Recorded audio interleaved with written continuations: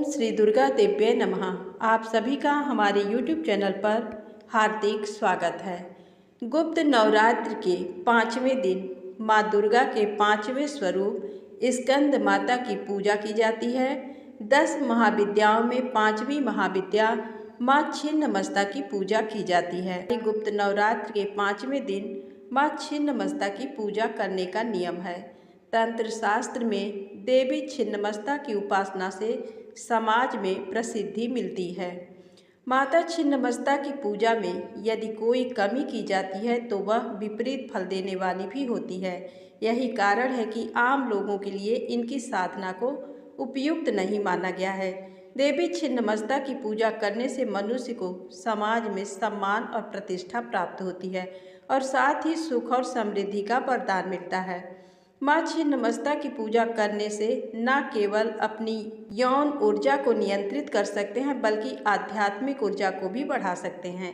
देवी अपने साधक को ज्ञान, समृद्धि, विजय, स्वास्थ्य और धन का आशीर्वाद देती हैं। छिन्नमस्तिका पूजा उन लोगों के लिए बहुत प्रभावी है जो बांझपन, यौन रोग और रीढ़ से संबंधित समस्याओं का सामना कर रहे हैं। माँ छिन्नमस्ता की पूजा व्यावसायिक हानि से उबरने में भी मदद करती है। माँ छिन्नमस्ता की पूजा से समृद्धि, स्थिरता और लंबे जीवन के साथ साथ और भी अनगिनत लाभ होते हैं। कुंडलिनी जागरण से संबंधित अनेक साधनाओं में से एक साधना है माँ छिन्नमस्ता को प्रसन्न करना। चित्र में माँ को अपना ही खून पीते दिखाया गया है, जो कि इस तथ्य को दर्शाता है कि माँ अपना ही रक्त पीकर सबल रहती हैं।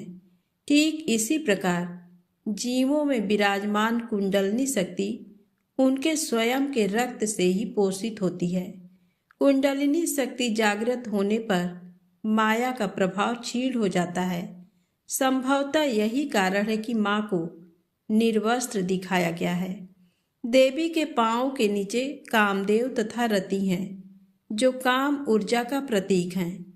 यही काम ऊर्जा ऊर्ध्वगामी होने पर ही प्रज्ञा रूपी कमल खिलता है और साधक अपनी असीम संभावनाओं को उपलब्ध होता है। माँ छिन्नमस्तिका को प्रचंड चंडिका के रूप में भी जाना और पूजा जाता है।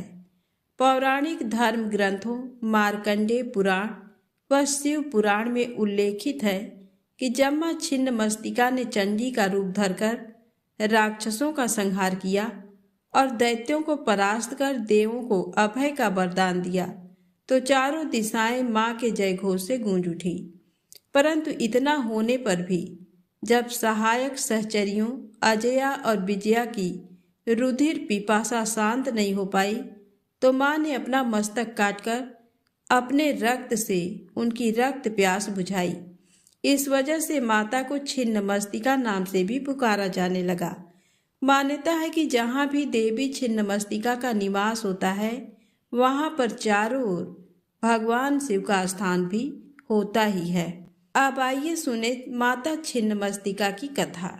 एक बार माँ छिन्नमस्तिका अपनी 2 सहचरियों के संग मंदाकिनी नदी में स्नान के लिए गईं। स्नान के पश्चात माँ की दोनों सहचरियों को बहुत तेज भूख का आभास होने लगा। सहचरियों ने भोजन के लिए भवानी से कुछ मांगा। माँ ने कुछ देर प्रतीक्षा करने को कहा। सहचरियों की भूख बढ़ती जा रही थी। कहते हैं कि भूख की पीड़ा से उनका रंग काला होता जा रहा था। तब सहचरियों ने नम्रता पूर्वक माँ से कहा कि माँ तो भूखे शिशु को अविलंब भोजन प्रदान करती हैं। ऐसा वचन सुनते ही भवानी ने बिना एक भी क्षण गवाए खड्ग से अपना ही सिर काट दिया। कटा हुआ सिर उनके बाएं हाथ में आ गिरा और 3 रक्त धाराएं बह निकली। 2 धाराओं को उन्होंने सहचरियों की ओर प्रवाहित कर दिया। तीसरी धारा जो ऊपर की ओर बह रही थी उसे देवी स्वयं पान करने लगीं। अब माँ की दोनों सहचरियां रक्त पान कर तृप्त हो गई थी। मान्यता है कि तभी से माँ को छिन्नमस्ता के रूप में जाना जाने लगा और माँ इस छिन्नमस्तिका नाम से विख्यात हो गई। माँ को अपने भक्त अत्यंत प्रिय हैं। भक्तों के लिए वात्सल्य की प्रतिमूर्ति है माँ। यदि भक्तों के लिए माँ को अपना सर भी काटना पड़ जाए तो माँ देर नहीं करती। अपना लहू पिलाकर भी भक्तों को नया जीवन प्रदान करती है माँ छिन्नमस्तिका की महिमा की कई पुरानी कथाएं प्रचलित हैं। प्राचीन काल में छोटा नागपुर में रज नामक एक राजा राज करते थे। राजा की पत्नी का नाम रूपमा था। इन्हीं दोनों के नाम से इस स्थान का नाम रज रूपमा पड़ा, जो बाद में रजरप्पा हो गया। एक कथा के अनुसार एक बार पूर्णिमा की रात में शिकार की खोज में राजा दामोदर भैरवी नदी के संगम स्थल पर पहुंचे। रात्रि विश्राम के दौरान राजा ने स्वप्न में लाल वस्त्र धारण किए तेज मुखमंडल वाली एक कन्या देखी। उसने राजा से कहा, हे राजन, इस आयु में संतान न होने से तेरा जीवन सूना लग रहा है। मेरी आज्ञा मानोगे तो रानी की गोद भर जाएगी। राजा की आंखें खुली तो वे इधर उधर भटकने लगे। इस बीच उनकी आंखें स्वप्न में दिखी कन्या से जा मिली। वह कन्या जल के भीतर से राजा के सामने प्रकट हुई। उसका रूप अलौकिक था। ये देख राजा भयभीत हो उठे। राजा को देखकर वह कन्या कहने लगी, हे राजन, मैं छिन्नमस्तिके देवी हूँ। कलयुग के मनुष्य मुझे नहीं जान सके हैं, जबकि मैं इस वन में प्राचीन काल से गुप्त रूप से निवास कर रही हूँ। मैं तुम्हें वरदान देती हूँ कि आज से ठीक 9वें महीने तुम्हें पुत्र की प्राप्ति होगी। देवी बोली, हे राजन, मिलन स्थल के समीप तुम्हें मेरा एक मंदिर दिखाई देगा। इस मंदिर के अंदर शिलाखंड पर मेरी प्रतिमा अंकित दिखेंगी। तुम सुबह मेरी पूजा कर बलि चढ़ाओ। ऐसा कहकर छिन्नमस्तिके अंतर ध्यान हो गई। इसके बाद से ही ये पवित्र तीर्थ रजरप्पा के रूप में विख्यात हो गया। तो प्रेम से बोलें, छिन्नमस्तिका माता की जय हो। अब आइए सुने स्कंद माता की पौराणिक कथा। कथा के अनुसार प्राचीन समय में तारकासुर नाम का एक अत्याचारी राक्षस था। तारकासुर हमेशा के लिए अमर होना चाहता था, इसलिए उसने ब्रह्मा जी को प्रसन्न करने के लिए घोर तप किया। तारकासुर का कठोर तप देख ब्रह्मा जी बेहद प्रसन्न हो गए। उन्होंने प्रसन्न होकर तारकासुर को दर्शन दिए। उस कठोर तप से ब्रह्मा जी प्रसन्न होकर उनके सामने आए। ब्रह्मा जी से वरदान मांगते हुए तारकासुर ने अमर करने के लिए कहा। ब्रह्मा जी ने उसे समझाया कि जिसका जन्म हुआ है उसे मरना ही होगा। फिर तारकासुर ने निराश होकर ब्रह्मा जी से कहा कि प्रभु, ऐसा कर दें कि शिव जी के पुत्र के हाथों ही उसकी मृत्यु हो। उसने ऐसा इसलिए कहा क्योंकि वो सोचता था कि कभी भी शिव जी का विवाह नहीं होगा तो उनका पुत्र कैसे होगा, इसलिए उसकी कभी मृत्यु नहीं होगी। फिर उसने लोगों पर हिंसा करनी शुरू कर दी। हर कोई उसके अत्याचारों से परेशान था। सब परेशान होकर शिव जी के पास पहुँचे। उन्होंने शिव जी से प्रार्थना की कि वो उन्हें तारकासुर से मुक्ति दिलाएं। तब भगवान शिव ने पार्वती जी से विवाह किया और कार्तिकेय के पिता बने। बड़े होने के बाद कार्तिकेय ने तारकासुर का वध किया। स्कंद माता कार्तिकेय जी की माता हैं। अब आइए सुने अगली पौराणिक कथा। जब माँ दुर्गा ने नष्ट किया देवगणों का अभिमान। देवताओं और राक्षसों के बीच एक बार अत्यंत भीषण युद्ध हुआ। रक्त से सराबोर इस लड़ाई में अंततः देवगण विजयी हुए। जीत के मद में देवगण अभिमान और घमंड से भर गए तथा स्वयं को सर्वोत्तम मानने लगे। देवताओं के इस मिथ्या अभिमान को नष्ट करने हेतु माँ दुर्गा ने तेज पुंज का रूप धारण किया और फिर देवताओं के समक्ष प्रकट हुई।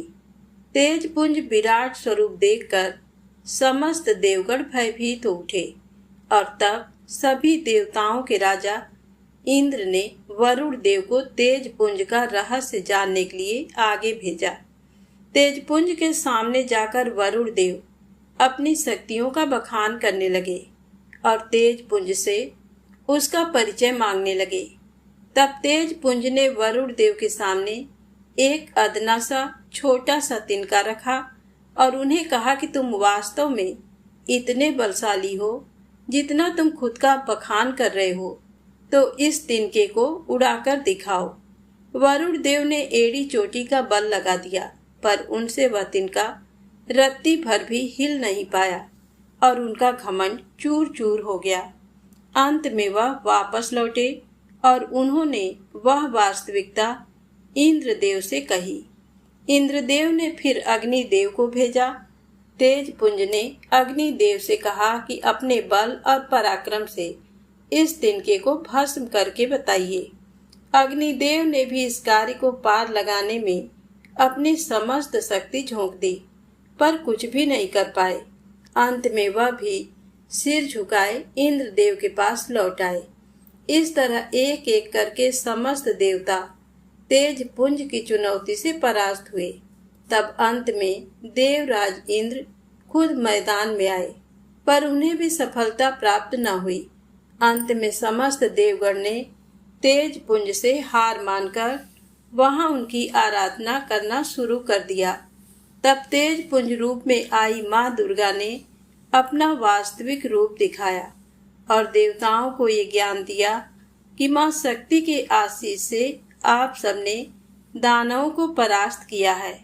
तब देवताओं ने भी अपनी गलती के लिए क्षमा मांगी और अपना मिथ्या अभिमान त्याग दिया। तो प्रेम से बोलें, दुर्गा माता की जय हो। अब आइए सुने नवरात्रि व्रत से जुड़ी पौराणिक कथा। पूर्व काल में कौशल देश में दीन, धनहीन, अत्यंत दुखी एवं विशाल कुटुंब वाला एक वैश्य रहता था। उसकी अनेक संतानें थीं, जो धन के अभाव के कारण क्षुधा से पीड़ित रहा करती थी। सायंकाल में उसके लड़कों को खाने के लिए कुछ मिल जाता था तथा वह भी कुछ खा लेता था।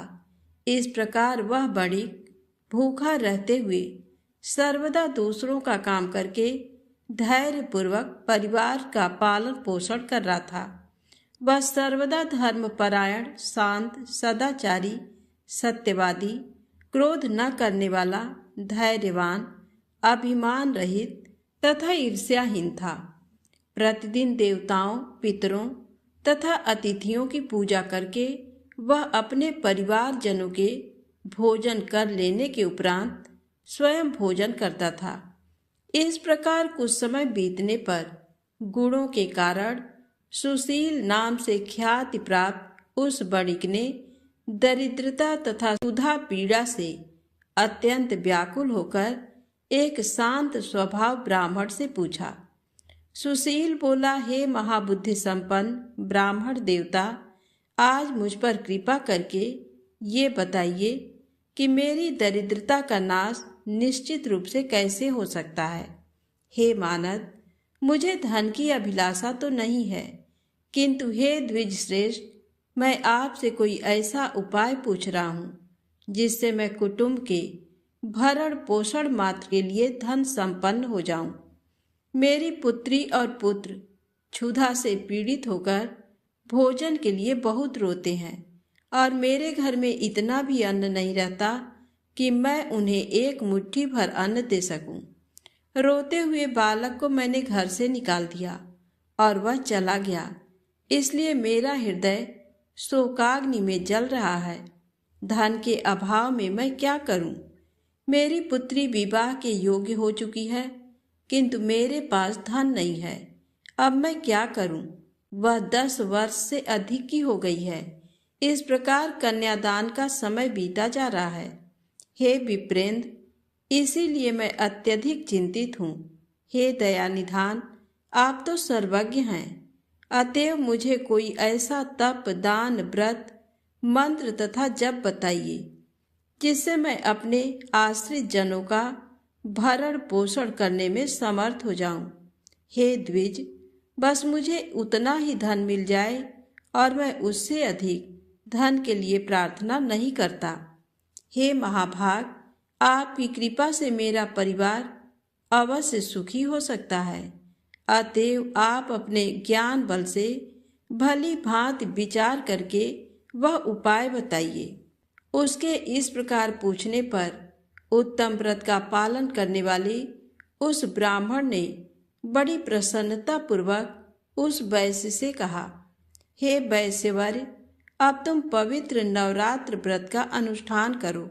इसमें तुम भगवती की पूजा, हवन, ब्राह्मण भोजन, वेद पाठ, उनके मंत्र का जप और होम आदि यथाशक्ति संपन्न करो। इससे तुम्हारा कार्य अवश्य सिद्ध होगा। हे वैश्य, नवरात्र नामक इस पवित्र तथा सुखदायक व्रत से बढ़कर इस पृथ्वी तल पर अन्य कोई भी व्रत नहीं है। ये नवरात्र व्रत सर्वदा ज्ञान तथा मोक्ष को देने वाला, सुख तथा संतान की वृद्धि करने वाला एवं शत्रुओं का पूर्ण रूप से विनाश करने वाला है। राज्य से च्युत तथा सीता के वियोग से अत्यंत दुखित श्री राम ने किष्किंधा पर्वत पर इस व्रत को किया था। सीता की विरहाग्नि से अत्यधिक संतप्त श्री राम ने उस समय नवरात्र के विधान से भगवती जगदम्बा की भली भांति पूजा की थी। इसी व्रत के प्रभाव से उन्होंने महासागर पर सेतु की रचना कर महाबली मंदोदरीपति रावण, कुंभकर्ण तथा रावण पुत्र मेघनाद का संहार करके सीता को प्राप्त किया। विभीषण को लंका का राजा बनाकर पुनः अयोध्या लौटकर उन्होंने निष्कंटक राज्य प्राप्त किया था। हे वैश्यवर, इस प्रकार अमित तेज वाले श्री राम जी ने इस नवरात्र व्रत के प्रभाव से पृथ्वी तल पर महान सुख प्राप्त किया। ब्राह्मण का ये वचन सुनकर उस वैश्य ने उन्हें अपना गुरु मान लिया और उनसे माया बीज नामक उत्तम मंत्र की दीक्षा प्राप्त की। तत्पश्चात आलस्यहीन होकर अत्यंत भक्ति पूर्वक पूरे नवरात्र भर उसने उस मंत्र का जप किया और अनेक विध उपचारों से आदर पूर्वक भगवती का पूजन किया। इस प्रकार माया बीज परायण उस वैश्य ने 9 वर्षों तक ये अनुष्ठान किया। 9वें वर्ष के अंत में महाअष्टमी तिथि को अर्धरात्रि आने पर माहेश्वरी ने उसे अपना प्रत्यक्ष दर्शन दिया और अनेक प्रकार के वरदानों से कृत कर दिया। तो प्रेम से बोले, माता रानी की जय हो। अब आइए सुने पौराणिक कथा। प्राचीन समय में प्रियव्रत नाम के एक बहुत प्रसिद्ध राजा हुए। इनके पिता का नाम स्वयंभू मनु था। प्रियव्रत योगीराज थे और इस कारण विवाह भी नहीं करना चाहते थे। तपस्या में इनकी विशेष रुचि थी, लेकिन ब्रह्मा जी की आज्ञा तथा सत्य प्रयत्न के प्रभाव से उन्होंने विवाह कर लिया। विवाह के काफी वर्ष बीत जाने पर भी उन्हें कोई संतान नहीं हुई। तब कश्यप जी ने उनसे पुत्रेष्ट यज्ञ करवाया। राजा की भार्या का नाम मालिनी था। मुनि ने उन्हें खीर प्रदान की और खीर खाने के बाद रानी मालिनी गर्भवती हो गई। कुछ समय बाद रानी ने स्वर्ण के समान प्रभाव वाले एक कुमार को जन्म दिया, लेकिन सभी अंगों से पूर्ण होने पर भी वह बालक मरा हुआ पैदा हुआ था। पुत्र के शोक में माता को मूर्छा आ गई। राजा प्रियव्रत उस मृत बालक को लेकर शमशान में गए और उस एकांत भूमि में पुत्र को छाती से चिपकाकर आंखों से आंसुओं की धारा बहाने लगे। तभी वहां एक दिव्य विमान दिखाई पड़ा। शुद्ध स्फटिक मणि के समान चमकने वाला वह विमान अमूल्य रत्नों से बना था। तेज से जगमगाते हुए उस विमान की रेशमी वस्त्रों से अनुपम शोभा बढ़ रही थी। वह अनेक प्रकार के अद्भुत चित्रों व पुष्पों की माला से सजा हुआ था। उस विमान में मन को मुग्ध करने वाली एक सुंदर देवी को राजा प्रियव्रत ने देखा। श्वेत चंपा के फूल के समान उनका उज्जवल वर्ण था। देवी के मुख पर प्रसन्नता छाई हुई थी और वे मुस्कुरा रही थी। रत्नमय आभूषण उनकी शोभा बढ़ा रहे थे और योग शास्त्र में पारंगत वे देवी भक्तों पर अनुग्रह करने के लिए आतुर थी। ऐसा जान पड़ता था कि वे मूर्तिमती कृपा ही हों। देवी को सामने देख राजा ने बालक को जमीन पर रख दिया और बड़े आदर के साथ देवी की पूजा तथा स्तुति की। उस समय वह स्कंद की प्रिया देवी खष्ठी अपने तेज से दे दीप्यमान थी। उनका शांत विग्रह ग्रीष्मकालीन सूर्य के समान चमचमा रहा था। उन्हें प्रसन्न देख राजा ने पूछा, सुशोभने, कांते, सुब्रते, बरारोहे, तुम कौन हो? तुम्हारे पति देव कौन है और तुम किसकी कन्या हो? तुम स्त्रियों में धन्यवाद तथा आदर की पात्र हो। जगत को मंगल प्रदान करने में प्रवीण तथा देवताओं को रण में सहायता पहुंचाने वाली वे भगवती देवसेना थी। पूर्व समय में देवता दैत्यों से परास्त हो चुके थे। इन देवी ने स्वयं सेना बनकर और देवताओं का पक्ष लेकर युद्ध किया था। इनकी कृपा से देवता विजयी हो गए थे, अतएव इनका नाम देवसेना पड़ गया। महाराज प्रियव्रत की बात सुनकर ये उनसे कहने लगी, राजन, मैं ब्रह्मा की मानसी कन्या हूँ। जगत पर शासन करने वाली मुझ देवी का नाम देवसेना है। विधाता ने मुझे उत्पन्न करके स्वामी कार्तिकेय को सौंप दिया है। मैं संपूर्ण मातृकाओं में प्रसिद्ध हूँ। स्कंद की पतिव्रता भार्या होने का गौरव मुझे प्राप्त है। भगवती मूल प्रकृति के छठे अंश से प्रकट होने के कारण विश्व में देवी खष्ठी के नाम से मैं प्रसिद्ध हूँ। मेरे प्रसाद से पुत्रहीन व्यक्ति सुयोग्य पुत्र, प्रियाहीन जन प्रिया, दरिद्री धन तथा कर्मशील पुरुष कर्मों के उत्तम फल प्राप्त कर लेते हैं। राजन, सुख दुख भय शोक हर्ष मंगल संपत्ति और विपत्ति ये सब कर्म के अनुसार होते हैं। अपने ही कर्म के प्रभाव से पुरुष अनेक पुत्रों का पिता होता है और कुछ पुत्रहीन भी हो जाते हैं। किसी को मरा हुआ पुत्र तो किसी को दीर्घजीवी पुत्र प्राप्त होता है। ये सब कर्म का ही फल है। गुड़ी अंगहीन अनेक पत्नियों का स्वामी, भार्या रहित, रूपवान, रोगी और धर्मी होने में मुख्य कारण कर्म ही है। कर्म के अनुसार ही व्याधि होती है और पुरुष आरोग्यवान भी होता है। अतएव राजन, कर्म सबसे बलवान है। ये बात श्रुति में कही गई है। इस प्रकार कहकर देवी खष्ठी ने उस बालक को उठा लिया और अपने महान ज्ञान के प्रभाव से खेल खेल में ही उसे पुनः जीवित कर दिया। अब राजा ने देखा तो सुवर्ण के समान प्रभाव वाला वह बालक हंस रहा था। अभी महाराज प्रियव्रत उस बालक को देख ही रहे थे कि देवी देवसेना उस बालक को लेकर आकाश में जाने को तैयार हो गई। ये देख राजा के कंठ, ओष्ठ तथा तालु सूख गए। उन्होंने पुनः देवी की स्तुति की। तब संतुष्ट हुई देवी ने राजा से वेदोक्त वचन कहा, तुम स्वयंभू मनु के पुत्र हो। त्रिलोकी में तुम्हारा शासन चलता है। तुम सर्वत्र मेरी पूजा कराओ और स्वयं भी करो, तब मैं तुम्हें कमल के समान मुख वाला ये मनोहर पुत्र प्रदान करूंगी। इसका नाम सुब्रत होगा। इसमें सभी गुण तथा विवेक शक्ति विद्यमान रहेगी।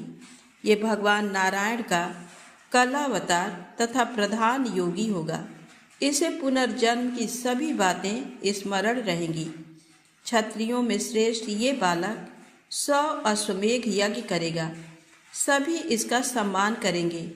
उत्तम बल से संपन्न होने के कारण ये ऐसी शोभा पाएगा जैसे लाखों हाथियों में सिंह। ये धनी, गुणी, शुद्ध, विद्वानों का प्रेम भाजन तथा योगियों, ज्ञानियों एवं तपस्वियों का सिद्ध रूप होगा। त्रिलोकी में इसकी कीर्ति फैल जाएगी। यह सबको सब संपत्ति प्रदान करेगा। इस प्रकार कहने के पश्चात भगवती देवसेना ने उन्हें वह पुत्र दे दिया। राजा प्रियव्रत ने पूजा की, सभी बातें स्वीकार कर ली। इस प्रकार भगवती देवसेना ने उन्हें उत्तम वर देकर स्वर्ग के लिए प्रस्थान किया। राजा भी प्रसन्न चित्त होकर अपने मंत्रियों के साथ घर लौट आए और पुत्र विषयक सारा वृत्तांत सभी को कह सुनाया। ऐसे प्रिय वचन सुनकर सभी स्त्री पुरुष परम संतुष्ट हो गए। राजा ने सर्वत्र पुत्र प्राप्ति के उपलक्ष्य में मांगलिक कार्य आरंभ करा दिया। भगवती की पूजा की, ब्राह्मणों को बहुत सा धन दान दिया। बालकों के प्रसव गृह में छठे दिन, 21वें दिन तथा अन्नप्राशन के शुभ समय पर यत्न पूर्वक देवी की पूजा होने लगी। सर्वत्र इसका पूरा प्रचार हो गया और राजा प्रियव्रत भी स्वयं इसकी पूजा करते हैं। तो प्रेम से बोलें, माता रानी की जय हो।